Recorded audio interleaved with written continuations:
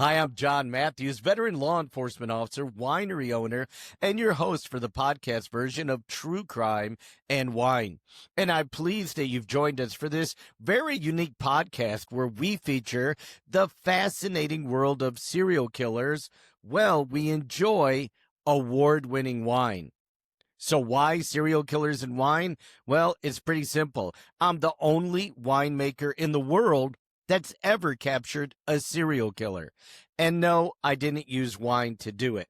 But each episode, myself and Brandy Diamond, the popular podcast host of Texas Wine and True Crime, and I hope you turn in and listen to that also, joins me on this journey, this amazing profiling journey, as we look at interesting and intriguing serial killer cases from all around the world, while enjoying our favorite Casaro wines.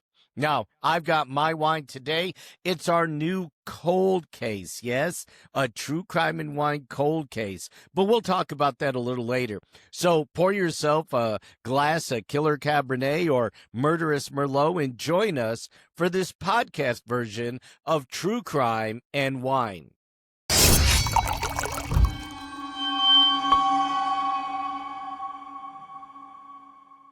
In this episode, we're going to take you on a journey profiling in the life and crimes of Joseph Nasso, also known as Crazy Joe, a serial killer who was convicted of 4, linked to 6 murders, and now unwittingly confessed to over 24 more.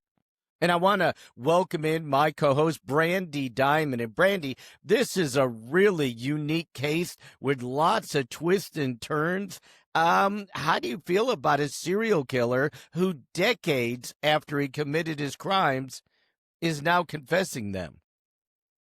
Well, John, one thing we're going to talk about is this is an older gentleman, right? So a lot of this happened when he was older with the conviction, with the admissions of the additional victims, maybe to clear his conscience before death. Maybe he wants people to know what he actually did and not to put that on someone else to take credit for. So I don't know. I think it's a very interesting case, and we're going to find out a lot about Joseph Nasso. Yeah, and one thing we will learn, you're exactly right. He didn't want another serial killer to take credit for one of his victims.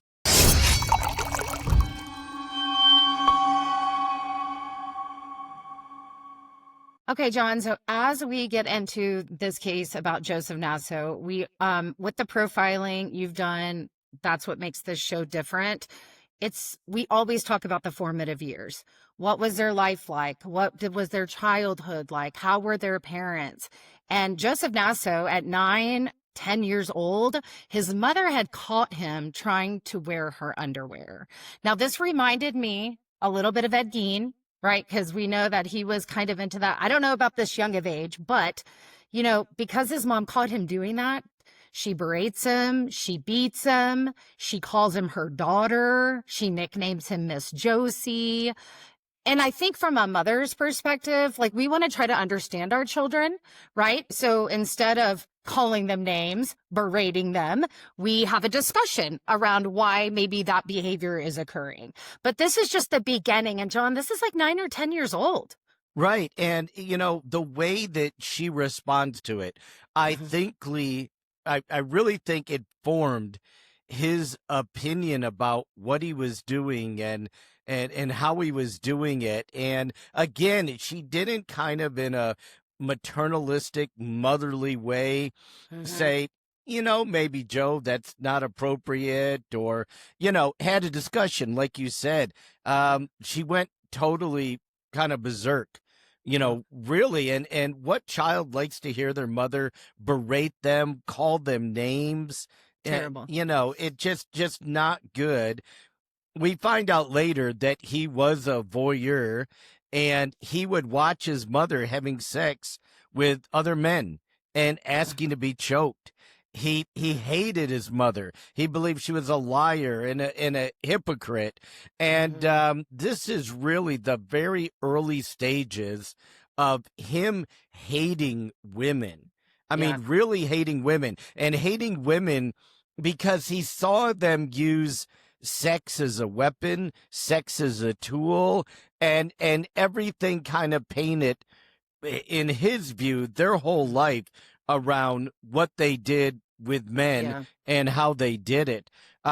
He wanted to get back at her. He was so mad at her for, doing this, berating him and nicknaming him and having sex with other men and I guess ignoring him, that he actually strangled her bird to death to get back at her.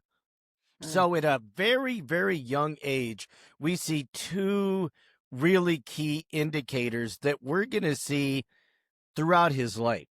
There are actually three. The first is his fascination with underwear. He keeps this fascination up until today, right? Yeah. His fascination with watching women and later photographing women, and then his method of killing is strangling, just like he did to that little bird. So again, we can see this sometimes with serial killers and how they're formed at a very early age, but three of these major indicators occurred at a very early age, and he continued the rest of his life with these characteristics. I do find it interesting that he was watching his mother begging to be choked, and then strangulation becomes his method of killing. Yeah. So I don't, there's got to be, and then he kills the bird that way. Again, now animal abuse, right? Even though it was to get back at the mother, now you're killing an animal for payback. So a lot of indicators, gosh, John, and sometimes we see this at a very, very young age. Yep, certainly do. He was born in 1934 in Rochester, New York. He served in the Air Force in the 1950s, and we thought he had a relatively harmless kind of young adulthood. He was married for 18 years, but then divorced. The couple did have a son who was diagnosed as schizophrenic, and Naso cared for him really for a good portion of his life.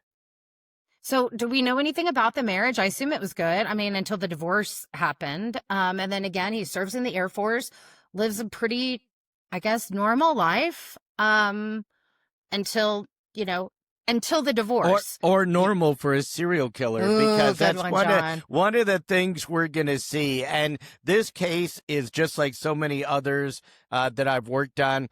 When you have gaps in a timeline, and we're going to talk about that later, there's only one way that serial killers fill those gaps. Yeah. And we're going to see that.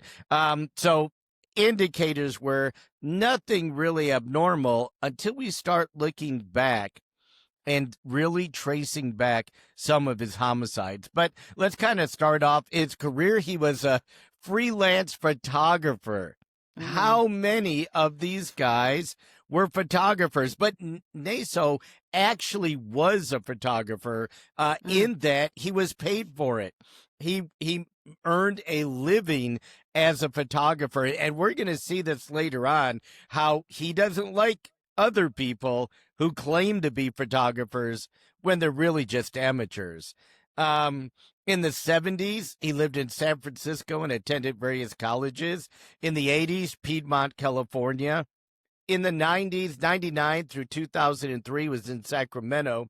And in 2004, up until the time of his arrest in 2011, he lived in Reno, Nevada.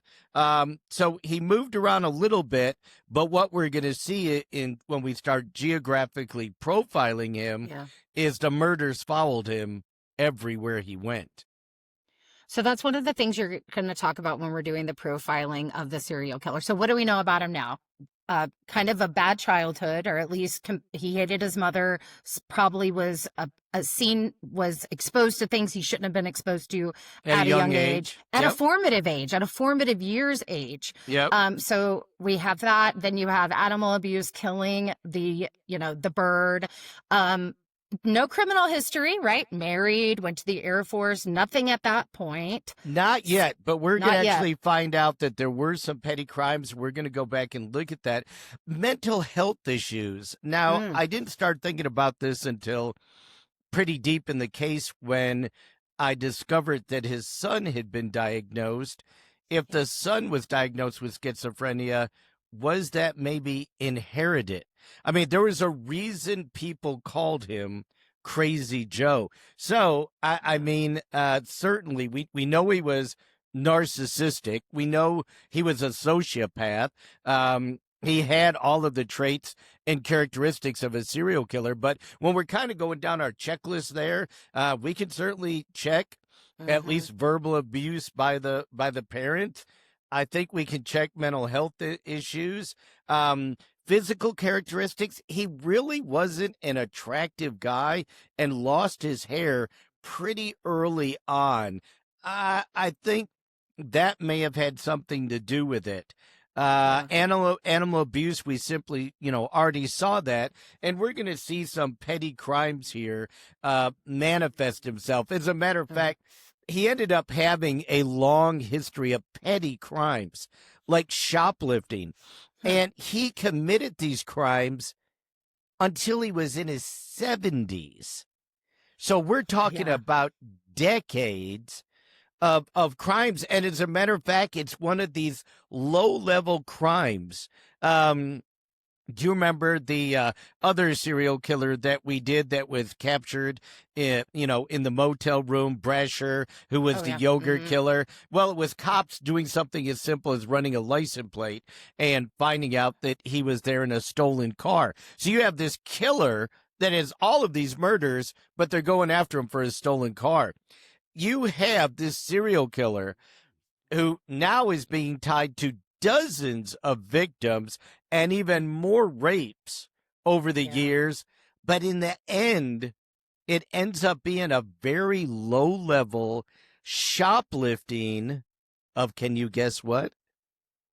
Oh my gosh, underwear? Yes, underwear that ends up bringing him down. But we're going to get to that a little bit later. But I told you Yeah. the petty crimes really last his life. The shoplifting, the fascination with underwear, and we're going to see his fascination with strangulation Mm. also last his entire life.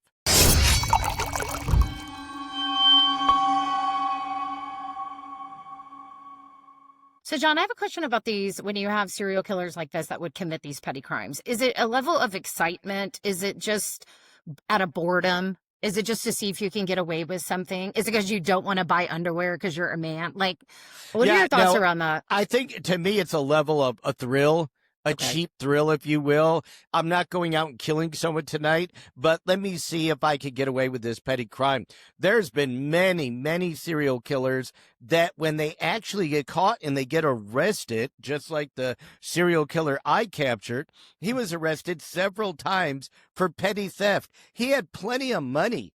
He Mm-hmm. didn't need to go out and steal those items. It was simply a thrill to him. Another way to go, look at me, I'm smarter than you, and I can get away with this crime. Matter of fact, with my serial killer, we found out he stole many, many things from the stores on my beat because we actually found he gave them to prostitutes as Oh. gifts. So, Oh. again, that thrill of Yeah. look at me, I can steal and I can get away with it, and there's nothing you can do. Yeah, the thrill of just knowing that he's not being captured for any of this. All right, John, let's talk about his first victim, Roxanne Rogish, or what we know of, 1977, white female, 18 years old. Prostitutes, we're going to see this again in his crimes and who he picks up and who he lures. But luring is another thing that I Yep. think he starts to do, and he does this by using a modeling ad. Yeah, and he's a photographer, so he legitimately was taking photographs of women. Matter of fact, we find out later he actually rented an apartment where he would take the women to Yeah. photograph them, especially during the years when he was married. But I want to point out one other thing before we really get into Roxanne here: the alliteration, Roxanne Rogasash, RR. Now, this is going to really play a huge role in this case. And this is why, in addition to calling him Crazy Joe, we call him the alphabet killer. And let's look at the pattern here with the women he kills and their names. So this is 1977, so very, very early on. He did strangle her with 4 pairs of pantyhose. One of them was from his ex-wife, or at that time, his wife. Oh my But, gosh. hey, tip, don't use your wife's pantyhose to kill somebody. They actually tracked the DNA back to her, Wow. and that was one of the things that really got him. So again, he strangles his victim. He dumps her body in the weeds off of Highway 101 in Marin County. Marin County, a beautiful area just on the other side of the Bay Bridge in San Francisco. She was discovered less than 24 hours later, so it was not that long.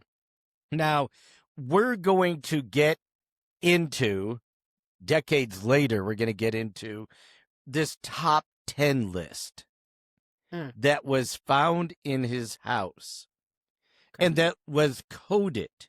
And law enforcement really didn't know what the coding meant. But as he was tied to these cases over the period of years, Roxanne was actually listed on there as number 3 on the top 10 list. There was a map that he kept, kind of like the hunter. Remember the big game hunter and his map? Well, Joseph also kept a map, and there was a pin on it, and there was a note by the number 3 that said girl near Laguntas, and that's where her body was found. So we're going to see when all of this evidence starts to come together decades later, right? We're in 1977 now. He's not arrested till 2011. Yeah. But we see that's his first victim that we know of at this point. We're going to find out there were actually earlier victims later on. So, John, based on what you said, the alphabet killer, second victim, Carmen Colon, CC, 1978, white female, 22 years old, again, prostitute. Same name as the Rochester, New York victim. Yeah, we're going to talk. I keep saying later. This show may go for 5 hours. Right. But we're going to talk about other potential murders that he's tied to. And in one of the most eerie, I don't even know if I'd call it coincidence. I don't believe in coincidence. I'm a cop. Same. I've been a cop for over 40 years.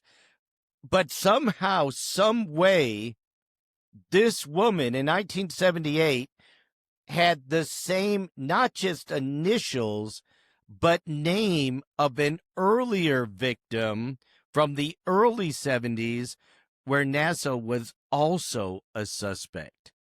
So we'll get into that. Yeah, this case has so many interesting twists and turns. And as you start to put together this, the alliteration and the letters, how could that even be possible? Right? What are the odds? Yeah. Right? So you think statistically, what are the odds? Unless you're specifically looking for women whose first name and last name start with the same letter, which means there's tons of planning and preparation that have to go into each and every kill. Oh, I mean, just already talking about this guy is so organized. I mean, methodical, planner, keeping the map, keeping the list, right? Just very organized so far. So Carmen, he strangled her just like the others. She did have defensive wounds, though, unlike Roxanne. She was left partially nude, and she was dumped in the same basic area, Contra Costa County. And she was found by a deputy who wasn't looking for her. He was investigating a shooting of some cattle in the area. He had been called by a rancher and came across her body. Now, eventually, DNA linked Nasso to Carmen, and on one of his notes, he listed her on the top 10 list as the girl in Port Costa. Port Costa Okay. was right near where the body was found. Oh my gosh. Okay, so he's labeling the location, labeling the number, understands his victims. Okay. Okay, so again, we get into the profiling. What are we seeing now? We're seeing that he strangles them, the pattern of how he's killing them. We just talked about the organization of him. The body positions, is he wanting them to be found? He's really just dumping him. He doesn't Yeah. care. He's disposing him at this point. We're going to learn a little later on what he was doing. When he had them and was killing them, he would also pose them post-mortem and take photographs of them, and those were discovered later. All of the victims so far, and the majority of victims, white females, 18 to about 56, I think was his age range. Most of them, about 60%, if I remember right, were prostitutes. Mm-hmm. The others were aspiring models or actresses, and he would either meet them and offer them a modeling job, or he would run ads and they would respond, or in some cases, they would run ads and he would respond. So the photography was not only a way of making a living, it was a way for him to obtain his victims via several different routes. Several of the girls, we're going to learn out later on, were last seen with a man, and the description varied because the murders were spread out over so much time. But we're going to get into another part of his ritual a little bit later. Very, very organized, as you said. Physical evidence, he's simply dumping the body when he's done with it. The girls are being strangled. We do know that. We don't see, I think, in the first two murders, any sexual assault by either of the girls.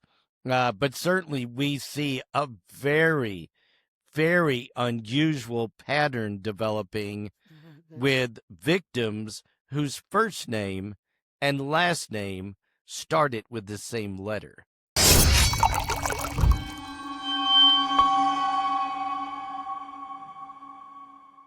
Okay, John, so we talked a little bit about the MO, profiling some of the victimology, pattern of strangulation, the underwear, but let's talk a little bit more about the geographic profiling. His comfort zone seemed to be where he lived. So he would target women close to his house. What else do we know about this geographic profiling with NASA? Yeah, and we eventually learned that he actually rented an apartment in one of the buildings he managed, and that's where he'd bring the women. So he committed his crimes very close to home. And even when he went to dump them, he didn't go very far. We saw one body in Marin County, one in Contra Costa. He really just looked for easy pullouts where he would have quick access, drive in, dump the body. He didn't try to cover it up, bury it, disguise it in any way. And he would just get out of there, or he would dump them at a beach he could drive up to. One of his victims was in an orchard. Another one was by some cliffs. So it was somewhere he could easily get in, dump the body, and get out with little, if any, preparation, posing, staging of the body at all. He had already done that. Now he was just disposing. He had no more use for them. So we know he targeted mainly prostitutes, and then we talked a little bit about like this ad he would put out as a photographer, right? And the alphabet being the alphabet killer. And I know we're going to continue to talk about this, but you and I spoke about the fact that he has now a pool of women who then can respond to this ad, and then he can then identify same initials, right? First and last name, because that's his game, right? So and we don't know why he chose a certain letter. Was there a reason? But he seems to be not only organized, but he's bringing them to him, right? He's bringing like at least 100 women we know that respond to these ads, and he's having a selection of who he chooses. I mean, John, to me that is just, it's wild to be Yeah. thinking about his thoughts behind all of this. Well, about 60% only were prostitutes. And where we see a lot of serial killers, all of their victims are prostitutes, or the vast majority. Only about 60%. And that is important in this case, because that means 40% of the victims willingly came to him or allowed him to come to them. Right? So either he placed an ad and they responded to it, hey, I'm looking for a model, or they placed an ad, I do modeling, I do nude modeling, here's my rate, that type thing. But we see his victims have both at this point, the first name and last name with the same letter. And do you know how difficult it would be to select only women with the same letter? It'd be almost impossible. So what does that tell us? Yeah, it tells us that he had his choice of they would respond, like you said, and then he would be able to choose who his victim is. But you have to think from hundreds, right? Of women. Like it was like, it's like this, what's the word I'm looking for? Not like a hunter, right? Like they're coming to him, and then he's able to make his choices. There doesn't seem to be any sort of hesitation on his end. If you have the same first and last name letter, I mean, you're automatically in the pool of possible victims here. Right. Which is just wild to think about. So he was, kind of, just to sum up his MO again, prostitutes and women that were aspiring actresses or models. Method of murder was strangulation. We do find out he did rape some of the victims, and later we discovered that he had sex with some of them after they were dead. Again, necrophilia with serial killers. Dumped along the roadside, usually photographed them, if not killed them, near his house. But this is what we find out a little later on. He was bringing these women in.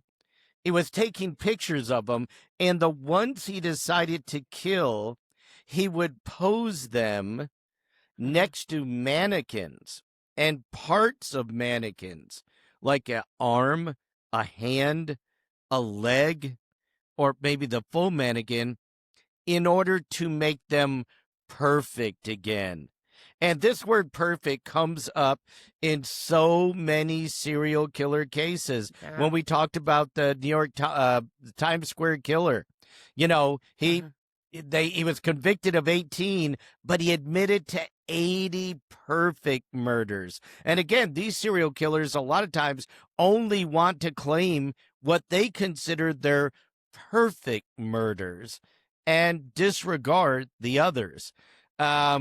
So I'm thinking that he sees them, he hates women, he sees them as nasty, dirty, they're using sex as a weapon. He's going to make them perfect again, because after he kills them, he poses them with these perfect shape, perfect looking mannequins, and that's how he makes them perfect again. Once he does that, that's why he just dumps the body. He's got no use for it. Means nothing to him. It's just like trash, just like garbage. And he's just getting rid of it. Later on, he said he was called to kill, and he simply answers the call. Oh my God, this guy's a real piece of work. And one other thing I was thinking about with him is he thinks women are nasty. He hates them. He, degrades them. But yet he has sex with dead victims. And I always wonder, like, do serial killers, they must have this idea in their head that, is it because the perfectionism isn't there for them? Like, I do wonder, and we don't have to talk, that we could probably do a whole episode about some of the things in language and that they use to describe certain things. But I am curious about how they feel about themselves, how they view their victims, and then they do something like this, pose them next to mannequin pieces to make them perfect again. Like, they're perfect, then he destroys them and then makes them perfect again. Right. It's kind of mind-boggling. Yeah, and it's all in their head, and that's why I told you many times, we don't try to put our morals and values and thoughts and background and characteristics and behaviors on these guys, because you'll never figure them out, right? You'll Right. never figure out. When you start doing that, you start losing the case because you get away from the facts, because you go, well, no one would act like that. Well, no one would think like that. And they do. I like that you said you get away from the facts. Love that. Okay, Pamela Parsons, PP, 1993, white female, 38 years old, waitress, lives just blocks from Nassau, disappears on September 18th of 1993 after she works a shift. A body is found September 19th, naked in the remote Yuba County orchard. Again, strangulation, wrist and neck is bound. Yeah, he did take a photo of her post-mortem where he posed her, and that was found glued to a piece of cardboard along with a newspaper clipping, and it was in his safety deposit box. We know that these serial killers keep newspaper clippings of their murders. They follow it on TV. They watch the news coverage of it. We had the highway strangler who was keeping many newspaper clippings in the glove box of his kill van, right? Where he was actually killing the people. Pamela was also number 9 on his top 10 list, and she was listed as the girl from Linda.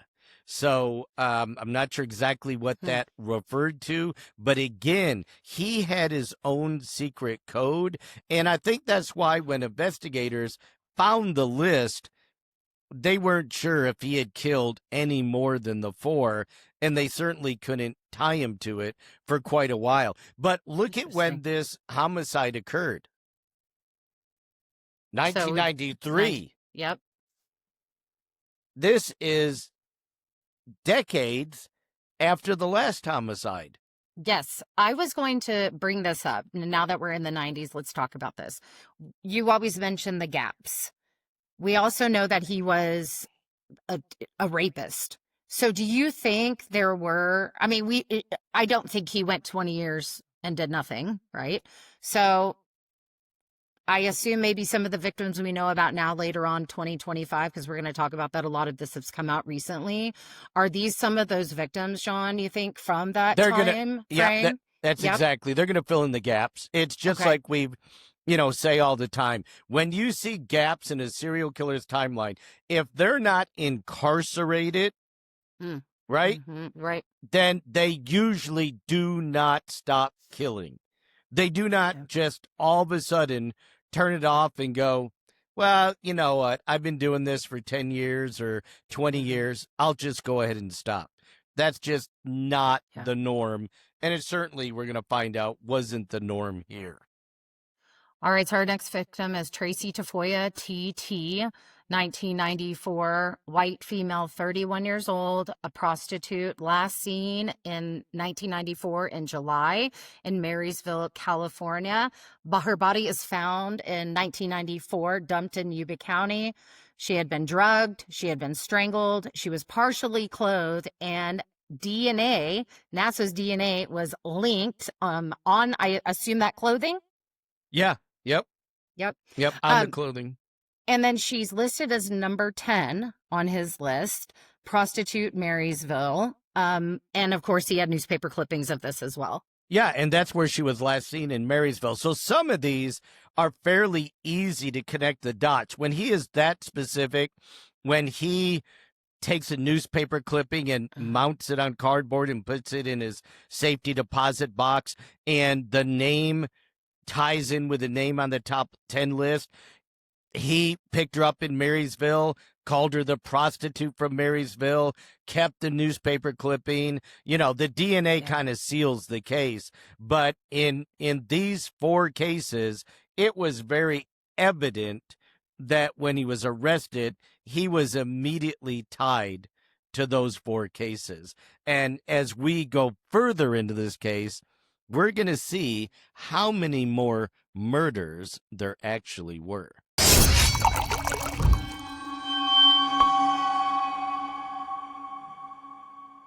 On each episode of True Crime and Wine, it wouldn't be True Crime and Wine without the wine. We feature one of our Casaro winery brands. And it's fitting to share with you what I'm enjoying today and what Brandy has with her also. It's a glass of our newest true crime and wine branded wine. It's called Cold Case. And we actually have on the label a murder board. Now, this dry red wine is a blend of two Spanish varietals, Graciano and Tempranillo. The Graciano contributes plum and blackberry notes, while the Tempranillo kind of adds that spice, making the combination wonderfully drinkable. So, of course, there's no better way to enjoy an episode of True Crime and Wine than to have one of our Casaro wines. And as always, you can order it at casarowines.com, CASSARO wines, plural.com, and we'll ship it right to your door, and you can enjoy True Crime and Wine. Salute.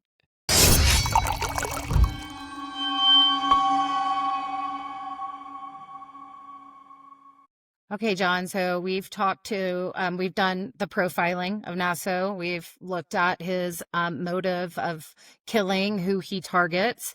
But I am curious. We talked about the 4 victims, but how did he get caught? How did police stop his murder spree? It's so wild. Sometimes you just get a turn of fate that opens up an entire case, and in this case, opened up cases from decades in the past. And remember I told you about that lifelong fascination with underwear? Mm-hmm. Well, Nasso was actually on probation for shoplifting women's underwear in 2008. Right? This is a serial killer, a rapist, a torturer, necrophilia with his victims, but it's the underwear that brings him down. And how it brought him down is he was arrested, convicted, and placed on probation in 2008 for the theft of underwear. In April 2010, Nevada probation and parole officers were doing a routine compliance check. Nothing more. They go into, convicted offenders' homes and make sure that they don't have prohibited items like firearms and ammunition. Now, this is 2010. Nasso is 76 years old at this time. Wow. He has been killing for all these years. Nobody knew about it. He becomes verbally aggressive and uncooperative to the point that the officers have to handcuff him and call for backup. Oh, my gosh. Well, searching for the weapons, because they're like, why? This is an underwear shoplifting case. What is he hiding? So as they search for the weapons, they find hundreds of photos of women in various stages of undress, many appearing to be unconscious or dead, and some of them bound. They found mannequins dressed in lingerie, and some with pantyhose tied around their necks. How did he strangle some of his victims? Pantyhose around the neck. Yep. They also found a handwritten list on the kitchen table containing 10 unnamed girls and geographic locations that the investigators later matched to both victims and dumping sites. They also found a key to a safety deposit box, which contains newspaper clippings about missing and murdered women, as well as a passport and driver's license belonging to one of the victims, Sarah Dillon, who was tied to him post-conviction of the 4 homicides. So during this, that handwritten note on the kitchen table is what we refer to as Nasso's top 10. And it was a cryptic list of women's names, like prostitute from Marysville, and the location of either where he picked him up or where he dumped him. And they also discovered journals of how he stalked his victims, sexually assaulted his victims, posed next to the mannequins, and then photograph them before disposing of their bodies. Oh my gosh. I mean, can you imagine doing a house visit to just to make sure that they're doing what they're supposed to do, and then you come along with this plethora of what the hell is this? Yeah. I can only Yeah. imagine what they're thinking, right? We were looking for guns, and look Yeah. what we found. No guns, but so much more. Ugh, and Mannequins with pantyhose tied around their neck, and the thousands of photos of the women. So Ugh. how many crimes has this guy committed? Remember we were talking about those gaps in the timeline? Yeah. Well, this Yeah. now fills all of those gaps and then some, because his continuation of raping, Mhm. and murder is being filled in now over decades. The guy's 76 years old when he's captured. I mean, I'm thinking to myself, are they even, first of all, I think they could be investigating this guy for a very long time. I mean, we're talking about a 15 to 20 year gap of identifying where he was, what he was doing. But then you have to, I mean, I just think how much evidence they already have based on what they have already found, and enough to arrest him, of course, and then it stops the murdering. But John, he got away with this for a very long time. I mean, I don't even know if they'll ever be able to wrap their hands around everything this guy did.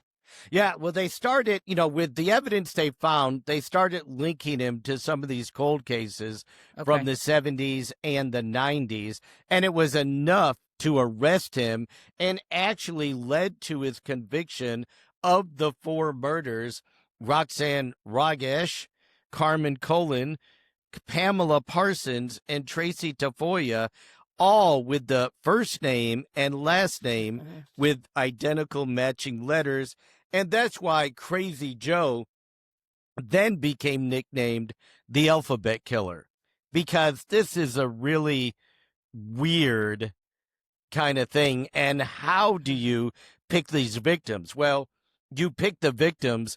What are the chances of a girl showing up answering an ad and her first name begins with the same letter as last name? Well, what about if you do that 100 times, 500 times, 1,000 times?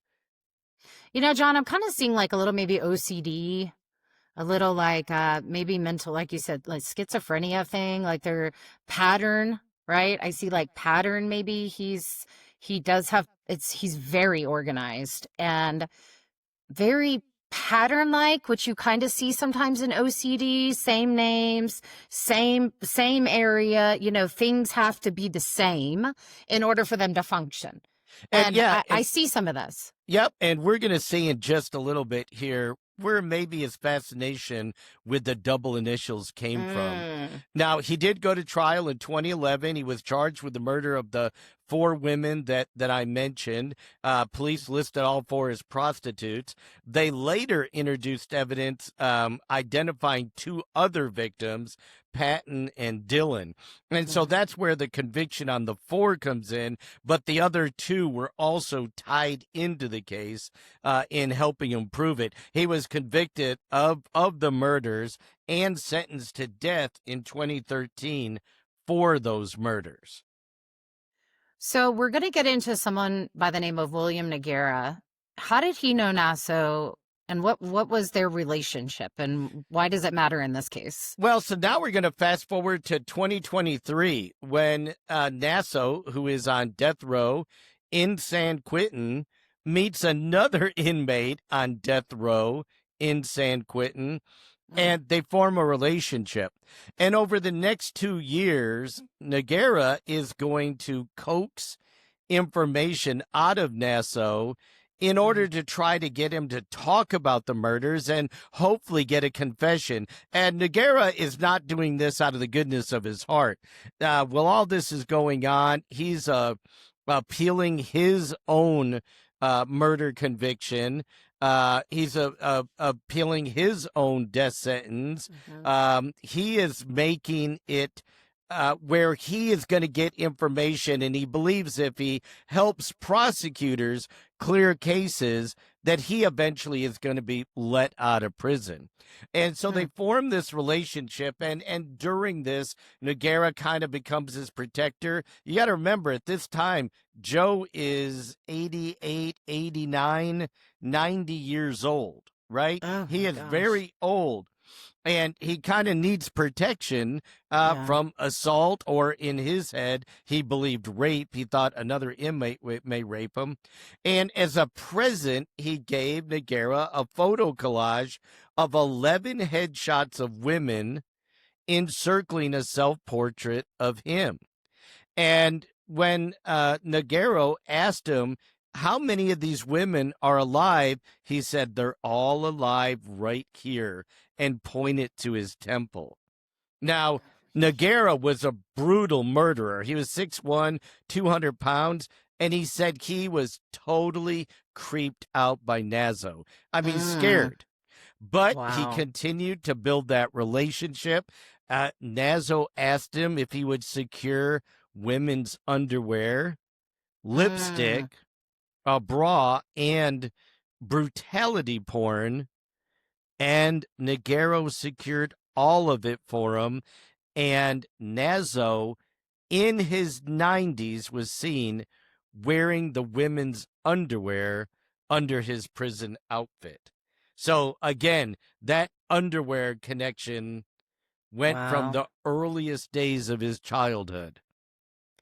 I mean, what do you call that? I mean, do you just call it a fetish? Do you A call it fetish. Yeah. okay. Yep, Okay. certainly. That was a lifelong, in his case, I think it goes from fetish to obsession, right? Okay. Yeah. Because we saw the underwear appear throughout the crimes. We saw it over and over again on the mannequins. We saw it in his house. We saw he shoplifted it. We saw he asked for it in prison. So I think it goes from fetish to obsession at that point.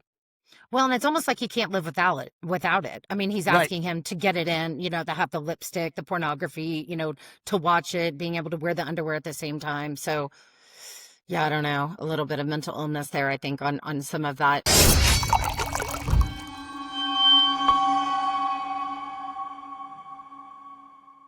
Who is Ruth Lynn Connis, and how is Ruth involved in this Well, case? we didn't learn her name until Okay. Noguera worked Nazo for approximately 2 years. And just in 2025, that's one of the other reasons we're covering this case, did the story come out. It came out in a book. It came out in a television show of Nazo's confession. He wrote a 2-page confession on what he listed as someone from his top 10 list as the girl from Berkeley. We now know the girl from Berkeley's real name was Ruth Lynn Connis. He had met her Mm. in Berkeley. That's why he called her that. Brought her to his house in Oakland when his family was gone. She was a white female, 5'4", 120, good looking, brown hair, and she responded to one of these ads.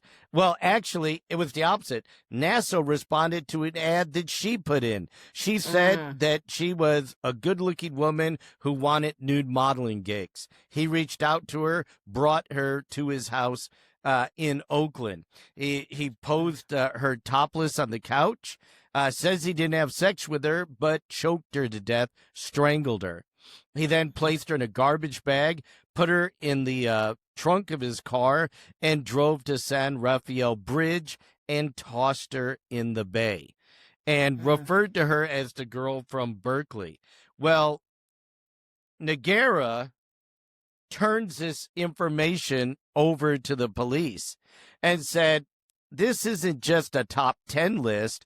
He killed many other people. Matter of fact, he Wow. wrote a 300-plus page expose on Nassau and his confessions. And he said, listen, I think he killed at least 26, but he probably raped countless others, maybe killed others too. And police went back to the original search record from his apartment.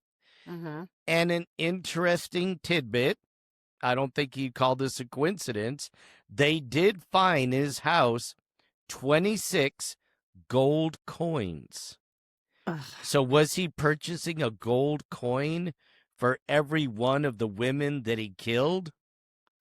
Yeah, that just gave me goosebumps. There's got to be some correlation there. I mean, like you said, we don't believe in coincidences, so there's some correlation of 26 gold coins, and then the number 26 just keeps going to keep popping up.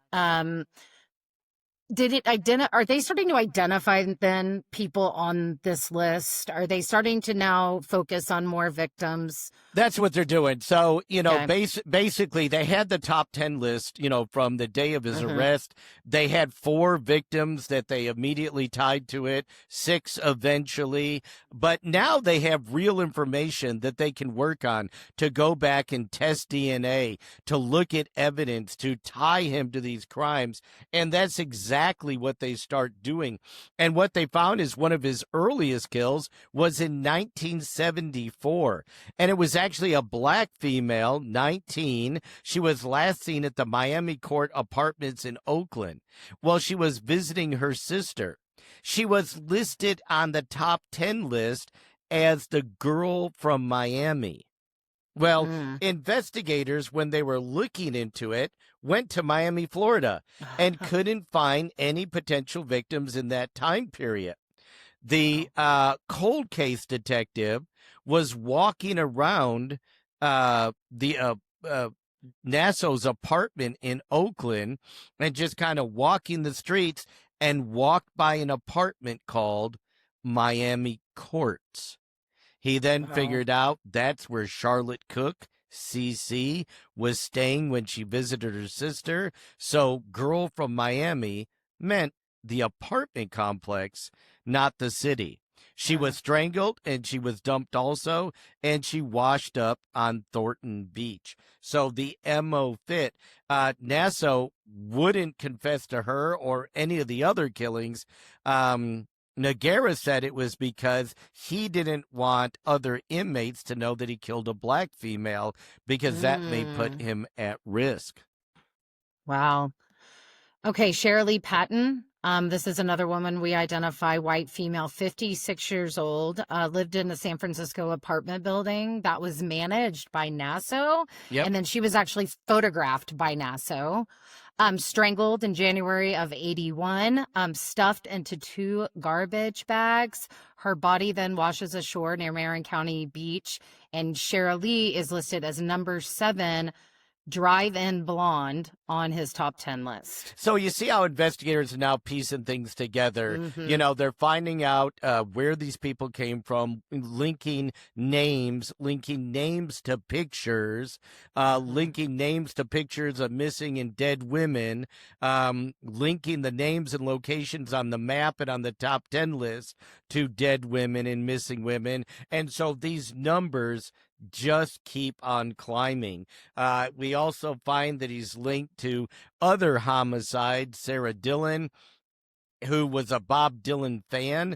We don't think that was her name. She was listed as number 8, Dylan, on the top 10 list. She was a white female, 34. There was a Jane Doe, never identified female, who was found headless in Foss Creek in Hellsburg, but on the top 10 list, number 1 is girl in Hellsburg. So again, there's still a lot of work that would have to be done on some of these cases to actually link him with DNA to some of these crimes. But the pieces are starting to come together, and it really was from Noguera convincing him to confess, right, to him over a period of 2 years. Do we know what the 1 through 10 represents? We know it's not the order they were killed, because if she's number 1 and this is 83, we know that's not why. Yep. Do we know why? Yeah, I don't know. I don't think he ever said why. I don't think we know why the numbers corresponded or what they corresponded to. But again, it doesn't have to make sense to us. That's right. It only has to make sense to him. So let's talk about Pamela Lamson, white, female, 19, aspiring entertainer. She disappeared on October 9th of 77 after the Oakland A's game. She was raped, strangled. Her body was then posed against a tree at Panoramic Highway, which is crazy to think about that, and then found by a jogger 2 miles north of Mountain Home Inn. So what do we know about Pamela? Well, what we know is that Nasso at that time was actually a freelance photographer that worked occasionally for the Oakland A's. He would go and photograph games. He could have met her at the game. I think they were actually seen together by someone after the game. Mm. But the really interesting thing about Pamela Lamson is he only confessed, now to Noguera, not to anybody else, not to authorities, because he didn't want Rodney Alcala to get credit for this victim. He killed her, not Alcala. And how he proved it is he said, listen, I had fake A's credentials that I used to get in to be a photographer. And that kind of verified his story. He also was very detailed in saying he posed her against her after a tree and that she was getting all the entertainment and exposure that she needed. The family, the victim's family, also said they don't believe it was Alcala because they said that the person that was last seen with her was much older and more fit the description of Nasso and not Rodney Alcala. So here, in just a weird serial killer twist, we have Nasso saying, I'm not going to let Alcala take credit for my kill. And Alcala, by the way, is in the same prison in San Quentin as Nasso. So wild. And he didn't want to take credit. I mean, again, it's like we don't know what's going on in their minds, but he wanted to make sure that he took credit for. I mean, I don't know. You don't confess to anyone else except, right? Except to Another murderer. Another murderer that he's talking to. And then hated Alcala. They're both in San Quentin prison. Calls him a fraud. Yeah, because what was Alcala's ruse? A So photographer. Yeah, I lured right? them. Remember, Yes, he would go to the beach and get young girls and photograph them. He would take aspiring actresses and models and photograph them both in L.A. and New York. But I don't think he did work for a very short period of time for, I think it was the L.A. newspaper, but it was a very short period of time. And Nasso said that didn't make him a professional.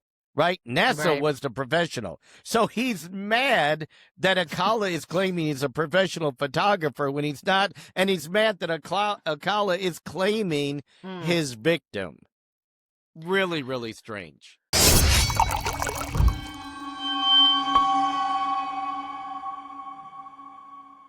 If you're a true crime lover and collect true crime t-shirts, wine glasses, stickers, hoodies, earrings, or other fashionable items, make sure you check out our True Crime and Wine logo apparel. And more at shoptruecrime.com or at the Casaro Winery website, casarowines.com. So check out our True Crime and Wine selection of all kinds of collectibles and enjoy them as you listen to our podcast of True Crime and Wine.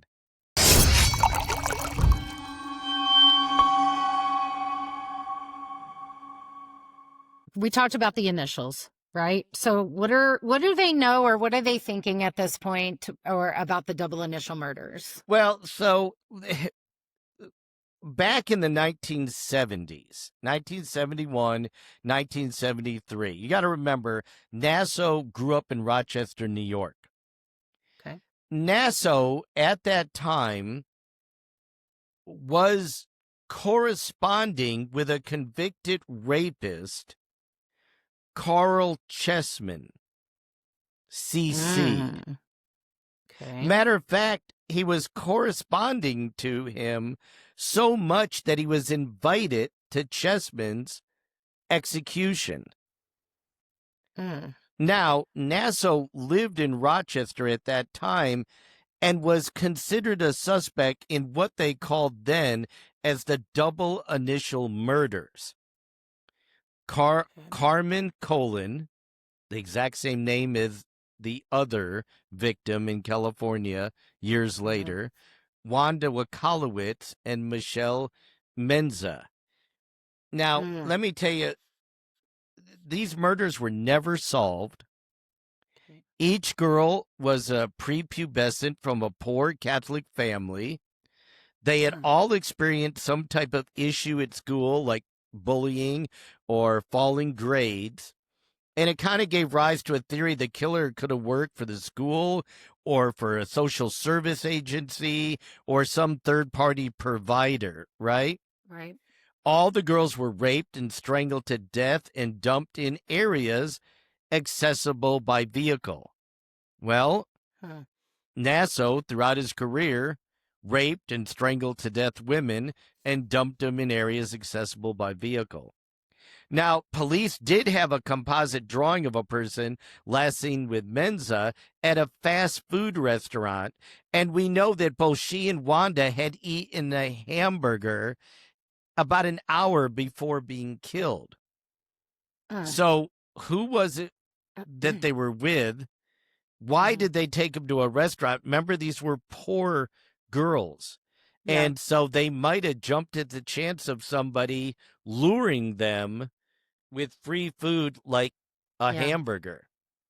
Well, and I'm just going to go back to like common statistics and say, what are the chances that these three cases are unsolved in the same area, both have double initials in their name? We're talking 71, 73, 73 when this happened. This is kind of like him getting into prime time. You know, the only thing that kind of threw me off a little bit was their age. Yes, they were young girls, and so did he modify his behavior? We don't know. Was he practicing? Was he paying homage to Carl Chessman with the CC by only seeking out victims with double initials? So there's a lot. Now, Nasso was a suspect back then, but when they tested DNA found on Wanda, it didn't match his, and so they kind of dismissed it. But they also tested the DNA against a couple other known killers, including Kenneth Bianchi, and it didn't match either. So then authorities later on started to say, was the DNA any good? You know, it didn't come back to any suspect we tested. So we don't know about the double initial murders, and to this day they're unsolved. But it is very, very strange that these victims with first and last name with the same initial appeared in Rochester when Nasso was living there, and then we had victims with the same double initials out in California years later. Yeah, no. I mean, I'm willing to bet he was responsible for these three. Again, I just look at the fact that you're talking about the same letter in these three victims in the first name and last name, and the odds of that are just, I don't know what they are, but I can't, I'm going to say they're probably a little astronomical when you look at the statistic side of this. And how many years are we going to Yeah. look into the future, maybe, to get the technology that ties them to either the double initial murders or to many, many more murders, many more crimes that he's committed? So, because there were thousands of photographs. And, you know, with technology, we're solving cases all the time. Maybe before he dies, we can tie him to those 26. Maybe we can tie him to 100. We don't know. But I will tell you, he's 91 years old today. He's still in prison. He's in a prison hospital. He's not confessed to authorities for any additional murders, but they continue to gather evidence on this horrific serial killer.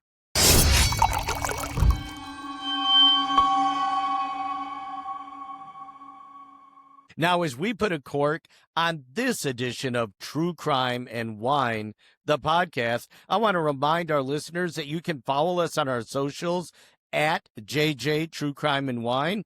You can order our wine from CasaroWines.com, and then you can drink great award-winning wine and profile killers along with Brandy and I. Now, I think that wraps up our business for today. And with that, I want to thank, of course, my co-host, Brandy Diamond, for joining me on this journey, and our producer, Lauren Bedsole, back in the Corsicana Command Center, for helping to make this show possible. And we'll see you on our next episode when we present Robert Bardella, better known as the Kansas City Butcher who preyed on young men. Salute. I'm John Matthews. Thanks for joining us for True Crime and Wine.